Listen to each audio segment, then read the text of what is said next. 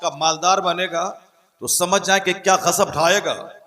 वही वलदु ज़िना जब समाज में चंद दौलत कमा लेगा तो मस्जिद मदरसा खानका जलसे का क्या हाल करेगा आप समझ सकते हैं। चूंकि जो हलाल नुत्फे से पैदा होता है उसमें जरूर अदब का कोई न कोई हिस्सा रहता है। इमाम आजम अबू हनीफा रज़ी अल्लाह तआला अन्हु एक बार रास्ते से गुजर रहे थे, सामने चंद बच्चे गेंद खेल रहे थे और वह गेंद इमाम आजम के सामने पहुंच गया। जरा गौर से सुनो, वह गेंद इमाम आजम के सामने आ गया तो बहुत सारे बच्चे शर्म और हया के मारे सटपटा गए कि गेंद इमाम साहब के सामने चला गया। जैसे अभी समाज में कहीं दो चार बच्चे खेल रहे हों और मस्जिद के इमाम साहब रास्ते से गुजर रहे हों, तो अब अगर बच्चा वॉलीबॉल खेल रहा है, इमाम साहब के ऊपर में अगर बॉल चला गया, अगर बच्चा फुटबॉल खेल रहा है, फुटबॉल इमाम साहब को लग गया, अगर बच्चा क्रिकेट खेल रहा है, अगर क्रिकेट का गेंद इमाम साहब को लग गया, तो जो अच्छे बच्चे बाहया बच्चे होते हैं, जो अच्छे बाप और अच्छी मां की औलाद होती है, वो शर्मा सी जाती है। वो बच्चे शर्मा जाते हैं और माफी के तलबगार होते हैं कि हुजूर मुझसे गलती हो गई, कहीं कोई तकलीफ तो ना हुई। बच्चे इस तरफ उधर हो जाते हैं। लेकिन जो ढेठ और दिलेर किस्म का बच्चा होता है उसको कोई मलाल नहीं होता कि इमाम साहब को लगा कि उसको लगा, बोलता अरे चलो रे। यह इस बात की दलील है कि उसके नुत्फे में खराबी है। यह बेअदबी इस बात की दलील है कि उसके नुत्फे में खराबी है। अगर तलाक नहीं भी दिया है अपनी बीवी को और रख लिया है और रख रहा है, तो कम से कम इतना तो जरूर होगा कि शौहर की मौजूदगी में बीवी ने बिस्तर का गलत इस्तेमाल किया है, उसी के नुत्फे से इस तरह के बच्चे पैदा हो गए। इमाम आजम अबू हनीफा रज़ी अल्लाह तआला अन्हु खड़े हैं, गेंद बच्चा खेल रहा है, वो गेंद आपके सामने कौन? इमाम आजम। हमारे और आपके जैसे 100 करोड़ लोग जिसका फॉलोवर है, नमाज रोजे हज्जो ज़कात कानून की अदायगी में जिसके नियम का पालन करते हैं, उसको हनफी बोला जाता है। इमाम आजम के फॉलोवर हनफी, वो इमाम आजम जो करोड़ों मुसलमानों के सरदार हैं, वो खड़े हैं सामने, गेंद आ गया, सारे बच्चे भाग गए शर्म के मारे कि इमाम वक्त के सामने हमारा गेंद चला गया। सारे बच्चे शर्मा गए। एक बच्चा ढठाई के साथ आया और गेंद लिया और चला गया। इमाम आजम रज़ी अल्लाह तआला अन्हु फरमाते हैं, ऐसा लगता है कि इसकी बुनियाद में खता है। और जब पता लगाया गया तो पता चला कि वाकई वो बच्चा सही नहीं था। आज अदब और डिसिप्लिन खत्म हो जाने की वजह से हालात इतने खस्ता हो गए, गाना सुनने में अच्छा लगता है, कुरान सुनने में अच्छा नहीं लगता है। बाजू में कोई हिंदू तुम्हारे तकरीर सुनने के लिए आया, कोई राजपूत ब्राह्मण आया, कोई होगा इक्का दुक्का नेता वेता कोई आ गया होगा, खड़ा होगा, अलग बात है। लेकिन तुम्हारी मजलिस में जितने लोग हैं सब के सब मुसलमान हैं। कोई हिंदू घराने की औरत यहां नहीं आई है, कोई काफिर घराने का कोई बच्चा यहां नहीं आया है। लेकिन उनके दीपावली के मौके पे जब गान और सर्कस और नाटंगी होता है, वह लोग रहते हैं 25, मुसलमान रहते हैं 75। वह मुसलमान रहते हैं 75। काफिरों के मेले की शान बढ़ाना इस नीयत से कि उनके मेले की हैसियत है, शान बढ़े, वो काफिर हो जाएगा। काफिर के मेले की शान बढ़ाने के लिए जो उनके पास जाए काफिर हो जाएगा, उसका ईमान खत्म हो जाएगा। ये सिर्फ टीका सर में लगाया ही है, कुछ बोला नहीं है। अगर टीका लगाया तो काफिर हो जाएगा बंदा। इसलिए सोच समझ के बोलना चाहिए कि मैं क्या बोलूं क्या नहीं बोलूं। मुसलमान आजाद नहीं है कि जो मन में आया सो बोल दिया, जो मन में आया सो बक दिया कि नहीं नहीं रोजा वो रखेगा जिसके पास खाने पीने को नहीं है। ऐसा नहीं। अगर बोल दिया कि जिसके पास खाना पीना नहीं है, खाना नहीं है, दाना नहीं है, उसके वो रोजा रखेगा, तो हमारे पास तो है, मेरे घर में बासमती चावल है, 100 कुंटल चावल है, हम क्यों रखें, वह शख्स काफिर हो जाएगा। जो बोले कि नमाज पढ़ना जरूरी नहीं है वह काफिर हो जाएगा। जो बोले हज करना जरूरी नहीं है वह काफिर हो जाएगा।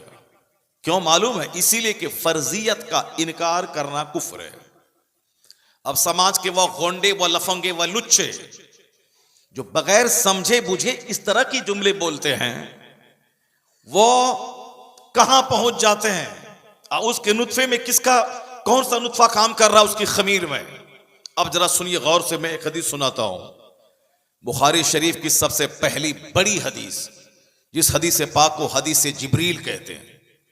जिस तरह कुरान शरीफ में सूरह फातिहा है, सूरह फातिहा को उम्मुल कुरान बोला जाता है। सूरह फातिहा का नाम सूरह काफिया, वाफिया, शाफिया, 1 दर्जन से ज्यादा उसके नाम है। इसलिए कि कुरान की सबसे बड़ी फजीलत वाली सूरत का नाम सूरह फातिहा है। हर नमाज में कुरान की 114 सूरतों में से कोई और सूरत का खास तौर पर पढ़ना वाजिब नहीं है, लेकिन सूरह फातिहा का पढ़ना नमाज में ये वाजिब है। इसके बगैर नमाज नहीं होगी। बाकी दूसरी सूरत चाहे कोई भी पढ़े, मगर पहली सूरत फातिहा पढ़नी है। सूरह फातिहा का मतलब कुरान पाक की जान, उम्मुल कुरान, पूरा कुरान उसमें है सूरह फातिहा में। उसी तरह से सूरह फातिहा को उम्मुल कुरान कहा जाता है।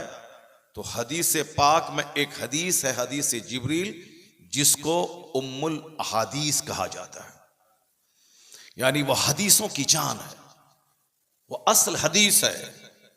तो अब जरा मैं सुनाता हूं कि वह हदीस पाक है क्या, जो तमाम हदीसों की जान है, जिसे हदीस जिब्रील कहते हैं, जो एक जामे हदीस है। मैं बताऊंगा कि हुजूर ने कहा कि जहन्नम में सबसे ज्यादा औरतें हैं, तो अब औरत जन्नत कैसे जाएगी वो तरीका मैं बताऊंगा जो हुजूर ने बताया है। आका अलैहिस्सलाम ने जो कहा है कि ए औरतों, तुम जहन्नम से बचने के लिए एक तदबीर करो ताकि तुम जहन्नम में जाने से बच जाओ। जहन्नम का मतलब ये नहीं हुआ कि 10 साल 20 साल खाने पीने की तकलीफ। जहन्नम का मतलब हुआ कि दुनिया में 100 साल अगर कोई रेशम का कपड़ा पहनता रहा और सोने के घर में आराम करता रहा, रोजाना सुबह शाम बिरयानी खाता रहा, शहद चाटता रहा, दूध पीता रहा, रोजाना फल फ्रूट्स खाता रहा, एक दिन नहीं 100 साल तक जहन्नम में सिर्फ एक होता आग में लगाया जाएगा काफिर को, और उसके बाद उससे पूछा जाएगा ये बता दे क्या दुनिया में तुझको कोई आराम मिला कभी? वो बंदा बोलेगा दुनिया में कभी भी मुझको आराम नहीं मिला। यानी 1 सेकंड जहन्नम में जब जलाया जाएगा तो दुनिया के 100 साल की सारी बिरयानी, सारा मटन, सारा ड्राई फ्रूट, सारा आम, सारा दूध, मछली, गोश्त और आराम से रेशम पहनना, गद्दे पे सोना, 50 मंजिला मकान में रहना, सारी नेमतों को बंदा 1 मिनट में भूल जाएगा, सिर्फ जब जहन्नम में एक गोता उसको लगाया जाएगा। सारी राहतें भूल जाएगा। अदना दर्जे के जहन्नमी को सिर्फ आग के 2 जूते पहनाए जाएंगे, उसकी गर्मी से ऐसा सर खोलेगा जैसे कढ़ाई में कोई तेल हो आग पर और वह तेल खोल रहा हो। यह सबसे अदना अजाब होगा जहन्नम का। जब अदना अजाब ये होगा तो सबसे बड़ा अजाब कैसा होगा बंदा सोच सकता है, तसव्वुर कर सकता है। क्योंकि आखिर जमाने में अक्लमंद लोग दुनिया से खत्म हो जाएंगे, बेवकूफ लोगों की टीम रह जाएगी। आज मैं पंडवा शरीफ जाते हुए एक बेवकूफ को देखा जो बुरी तरह स्पीड में गाड़ी चला रहा था। अब अगर वो एक्सीडेंट करके उनकी लाश के हजारों टुकड़े हो जाए तो किसका कसूर है? जबकि वो आए दिन अखबार में पढ़ता है इस रोड की तामीर के जमाने में कसरत से एक्सीडेंट हो रहे हैं। मैंने कल आपको बताया कि एक ही परिवार के 10 लोग शादी की मार्केटिंग करके लौट रहे थे, सारे के सारे मर गए। फिर भी लोगों का सीना नहीं हिलता है कि मैं शराब पी के गाड़ी नहीं चलाऊं। अक्लमंद रहेगा तब ना। हुजूर ने कहा आखिर जमाने में लोगों की अक्लें छीन ली जाए, लोग पागल की तरह करेंगे। मैंने अपनी आंखों से इमामत के जमाने में देखा, मस्जिद के सामने एक आदमी का घर था, वो मुसलमानों से दोस्ती नहीं करता था, उसकी सारी दोस्ती काफिरों से थी। उनकी बीवी को आज से 35 साल, आज से 30 साल पहले समाज में लोग ऐसा बिलोज पहनते हुए देखता था जैसे कि बिल्कुल नीम बरहना हो, आधा कपड़ा हो। ये आज से 35 साल पहले की बात है, 93, 94 की बात है। आप समझ सकते हैं कितने साल हो गए। उस जमाने में उसको दौलत पे बड़ा घमंड था, मुसलमानों के बीच नहीं बैठता था, 5 वक्त की नमाज नहीं पढ़ता था, जलसे में बैठने वालों को उल्लू समझता था, ये सब उल्लू बैठे हुए हैं। दौलत का घमंड था, पैसे का गुरूर था, वो दूसरों को उल्लू समझता था। कभी भी मैंने उसको 5 वक्त की नमाज में, मैं कई साल तक वहां रहा, नहीं देखा उसको। जुमा में कभी कभार नजर आ जाता था, ईद और बकरीद में बस एक नियम निभाने के लिए ईदगाह चला जाता था। बाकी सारी दोस्ती काफिरों के साथ, मुसलमानों को हकीर समझता था। मैं अपनी मौजूदगी ही में देखा कि जो उसका बेटा जो इतराता था, एक मस्जिद के नमाजी के घर को लाठी से उजाड़ने के लिए आ गया। आनन फानन, एक तो होता है किसी को बीमारी हुई, 5 साल बिस्तर पे रहा, इलाज होता रहा, मर गया, चलो ठीक है। आनन फानन, जो कभी सोचा तक नहीं होगा कि यह मामला जिंदगी में हो सकता है। बड़ा घमंड था ताकत पे, पैसे पे, मकान पे। नमाजी चूंकि अक्सर गरीब थे, उन गरीबों का मजाक उड़ाते थे, जलसा जुलूस का मजाक उड़ाते थे। बच्चा उसका रीढ़ की हड्डी में दर्द हुआ, हॉस्पिटल ले गया, डॉक्टर ने इलाज किया, पता चला कि कैंसर है। जो गरीब नमाजी के घर में घर को तोड़ने के लिए आया था, लाठी लेके मार रहा था उसको, क्योंकि ताकत का घमंड था। और मोहल्ले का जितना हिंदू था सब उसका दोस्त था, उसी से मिलजुल के रहता था। ईद बकरीद हर त्योहार में उसी के साथ खाना पीना, उनको तोहफा भेजना। आनन फानन, अचानक जवान बेटा 22 साल का मर गया।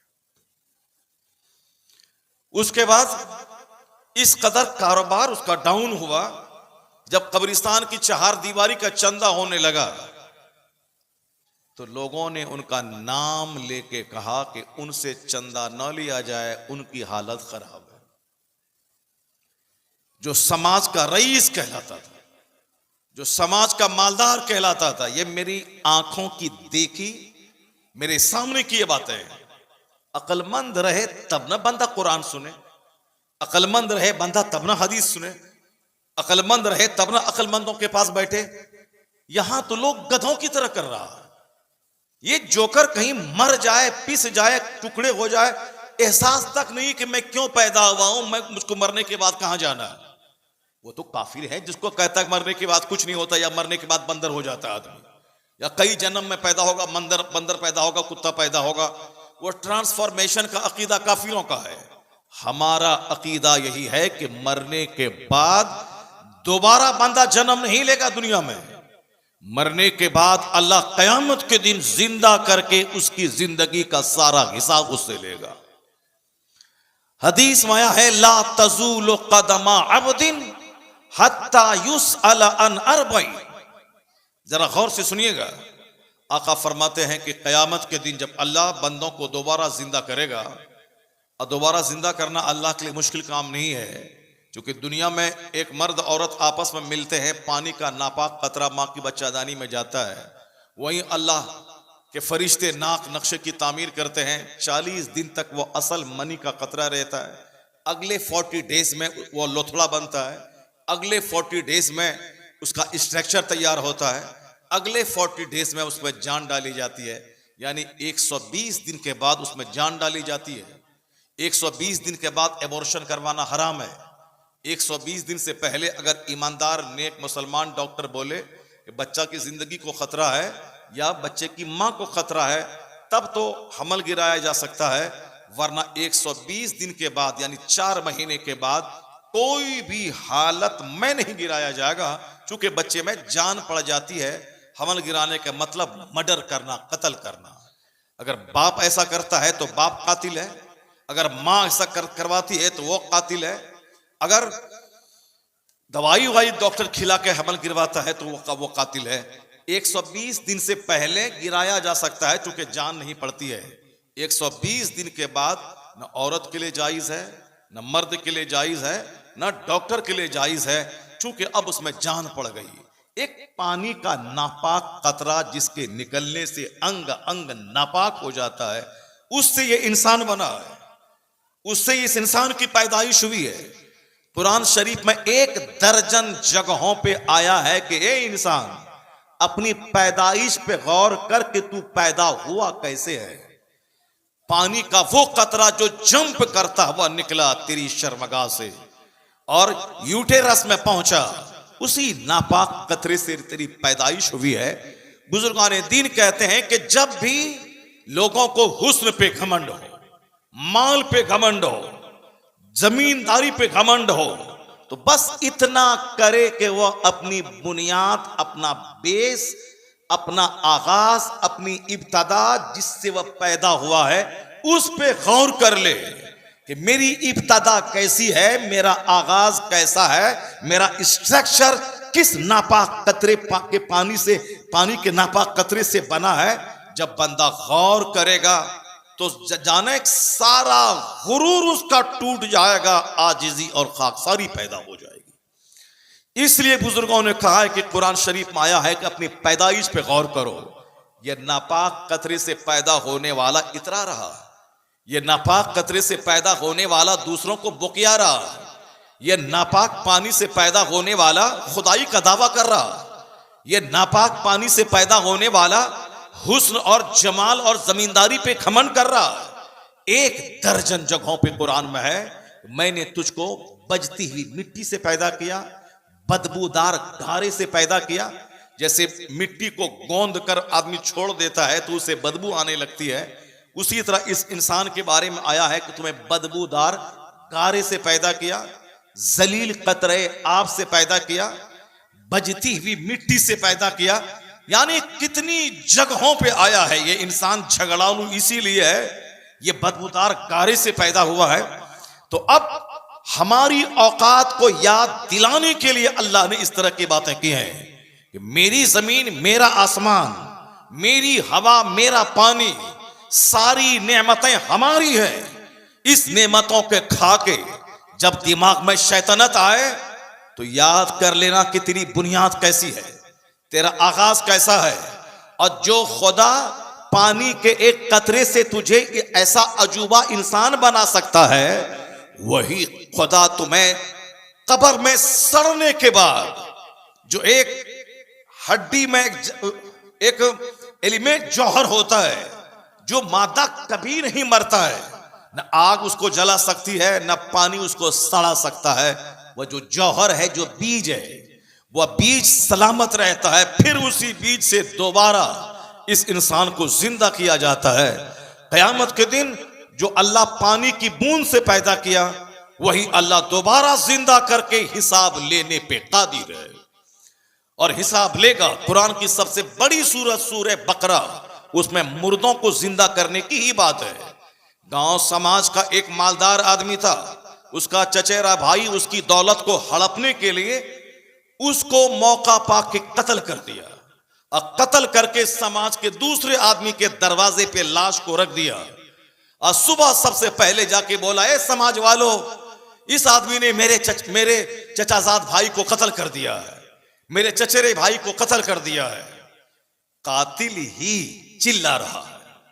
वो कातिल अपने चचेरे भाई की दौलत को हड़पने के लिए उसने उसको दूसरे के दरवाजे पे लाश को दिया और सुबह सवेरे आके चिल्लाना शुरू किया कि देखिए इस शख्स ने मेरे चचेरे भाई को कत्ल कर दिया, उसका खून बहा चाहिए, उसका बदला चाहिए, उसका बदला चाहिए। वो बोला, अरे मैंने कत्ल नहीं किया। कहा नहीं, तुम्हारे दरवाजे पे लाश मिली है। ये सूरे बकरा, अलीफ लाम मीम ज़ालिकल किताबुल ला रैब फीह, कुरान की सबसे बड़ी सूरत। बकरा के माने होता है गाय। अब वो सूरत का नाम क्यों पड़ा, उसी का एक पैराग्राफ में सुनाता हूं। वो सबसे बड़ी सूरत, हजारों अवामिर, हजारों नवाही, हजारों आदेश, हजारों बुरी बातों से रोकने के पैगामात हैं, मगर बकरा नाम क्यों पड़ा उस सूरत का, उसी पैराग्राफ को मैं बता रहा हूं। तो उस मालदार के भाई ने उसको ज़बह किया, अब फिर उसको दूसरे के दरवाजे पर रख दिया, और सुबह सुबह चिल्लाने लगा कि इसने हमारे भाई को कत्ल किया है। वो बंदा चौंक गया कि मैंने कत्ल नहीं किया है, अब ये हम पर कत्ल का इल्जाम रख रहा है, कैसे क्या होगा। कहा मैंने तो कत्ल नहीं किया है भाई। तो अब क्या होगा। सारे लोग मिलके जनाबे मूसा अलैहिस्सलाम के पास आए, जो जलीलुल कद्र पैगंबर है, जिसके बारे में आप सुने होंगे कि 1,24,000 अंबिया कराम बंदों की हिदायत के लिए अल्लाह ने भेजा। उसमें से 313 रसूल हैं, उसमें से 5 सबसे बड़े उलुल अज़्म साहिब अजीमत रसूल हैं। उसमें एक नाम जनाबी मूसा अलैहिस्सलाम का है। जनाबी मूसा अलैहिस्सलाम के पीरियड में उसकी उम्मत में एक कहानी हुई। लोग मूसा अलैहिस्सलाम के पास आ गए, कहा क्या मामला है। कहा हुजूर ये हमारे चचेरे भाई का कातिल है। वो बोला कि हमने कत्ल नहीं किया है, तो अब क्या फैसला होगा। जनाब मूसा अलैहिस्सलाम ने कहा कि ऐसा करो, एक गाय ज़बह करो। वही गाय का, उसी गाय के नाम पे, बकरा के नाम पे सूरह बकरा, कुरान की सबसे बड़ी सूरत, पहला पारा, दूसरा पारा, तीसरा पारा का आधा, ये पूरा सूरह बकरा। बकरा माने गाय, द काउ। जनाब मूसा अलैहिस्सलाम ने कहा कि गाय ज़बह करो, उस गाय का गोश्त इस मरहूम मकतूल जो कत्ल किया गया है उसके मुंह पे मारेंगे, और यह जिंदा होकर बता देगा कि उसको कत्ल किसने किया। जरा जोर से बोलो सुभान अल्लाह, हाथ उठा के बोलो ला इलाहा इल्लल्लाह। सारे लोग गौर से सुने, जिंदगी संवारने की बातें हो रही हैं, सीने का जंग साफ करने की बातें हो रही हैं। यह गान नहीं है, यह कव्वाली की महफिल नहीं है। कव्वाली जिसमें हारमोनियम तबला बाजा हो, वो कव्वाली सुनना हराम है। और अगर औरत कव्वाली गा रही है तो उसका देखना आंख का ज़िना है। जितने मर्द बैठकर उसकी कव्वाली सुनेंगे, रात भर उसकी आंख ज़िना करती रहेगी, क्योंकि ना महरम को देखना यह आंख का ज़िना है। यहां फ्री में बुलाया जाता है कि आके 2 घंटा बैठ के कुरान सुनो, तो कोई आने वाला नहीं, और वहां पैसा दे के जिना करने जा रहा है। सिनेमा हॉल में 3 घंटे बंदा बैठकर वो अधनंगी औरतों को देखता है, यह आंख का जिना है। 100 रुपए फीस दे के 3 घंटे तक आंख का जिना करवाता रहा। कहां चली गई अकल। कल मर गया, अब खरबों साल की आग में जलने के लिए पहुंच गया। इसीलिए अल्लाह ने मौत को छुपा के रखा है, ताकि आदमी का जीना मुश्किल ना हो जाए। और किसी भी वक्त में सडन डेथ आदमी के गुरूर को तोड़ के रख देता है। सिर्फ मौत पे ही बंदा गौर करे तो बंदा अक्लमंद हो जाएगा, नेक बन जाएगा।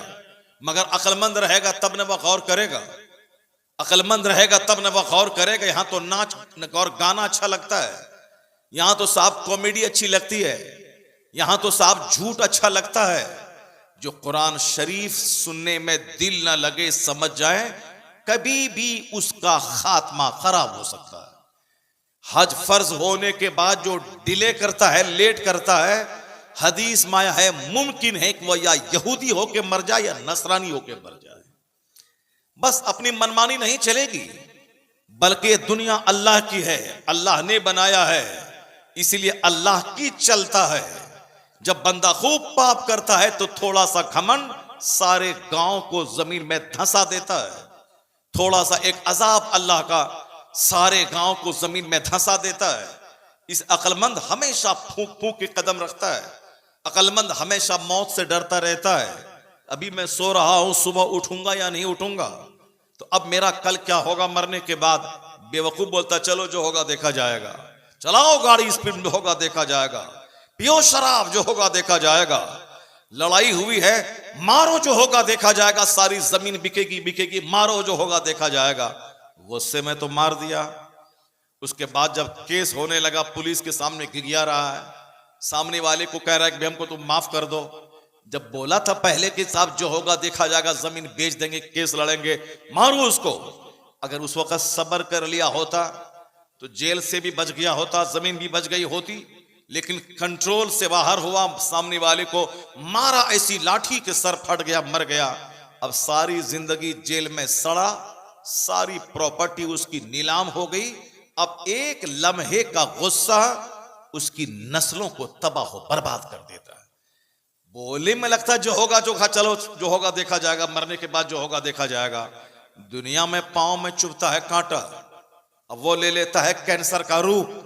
उसके बाद ये रोता है, 50 दरगाहों पे जाता है, कुछ नहीं होने वाला है।